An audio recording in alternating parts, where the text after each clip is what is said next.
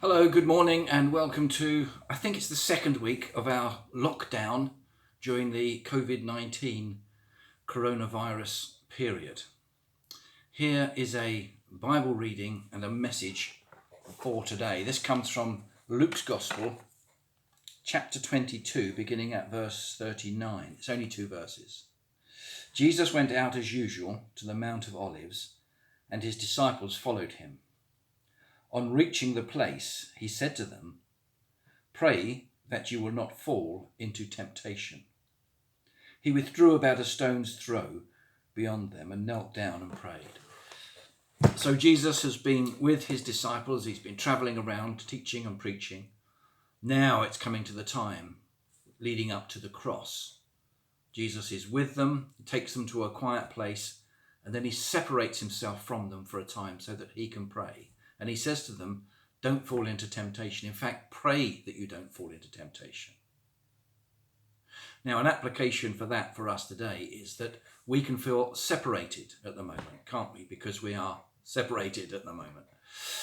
It's if you're part of a church fellowship and you're separated from others, it's easy to slip away from being the person that you should be and doing the things that you should do. There's a story about somebody who went to visit an aging bishop one time. They sat down together to talk and discuss about matters in life. And this chap said, the trouble is my faith has gone cold. I don't know what to do. It's all just a bit drab and boring for me. I don't know. I don't go to church, but I really don't think there's anything there.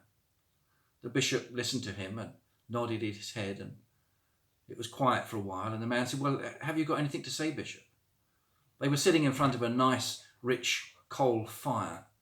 The bishop thought about it and then slowly picked up a pair of tongs and reached into the fire and took a piece of coal, burning coal, out of the fire and laid it on the grate in front of the fire. And then he sat back. He said nothing.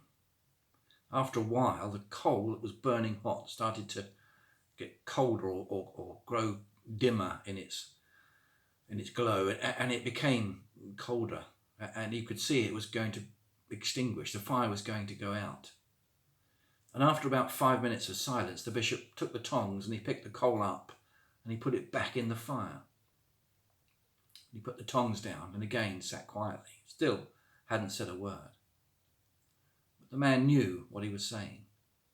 You need to be plugged in. You need to be part of the fellowship. You need to be part of God's people in order to continue to fire on all 4 cylinders, in order to continue to glow, to be warm, to be a Christian person. How do you do that if you're isolated? Well, you've just got to work that bit harder, I'm afraid. You've got to discipline yourself to pick the Bible up and read it. You've got to make sure that you pick up the phone and phone someone and say, "How are you getting on? Shall we pray together over the phone?" It's up to you to make the effort to go online and look at the website of those different churches you may be connected with and see what they've got to offer you. And there's loads of online resources. Loads of churches are making services and putting them online, or Bible studies, or all different sorts of things. So have a go, look at those things, plug yourself in, be that piece of coal that remains in the fire. It's up to you. Bye for now.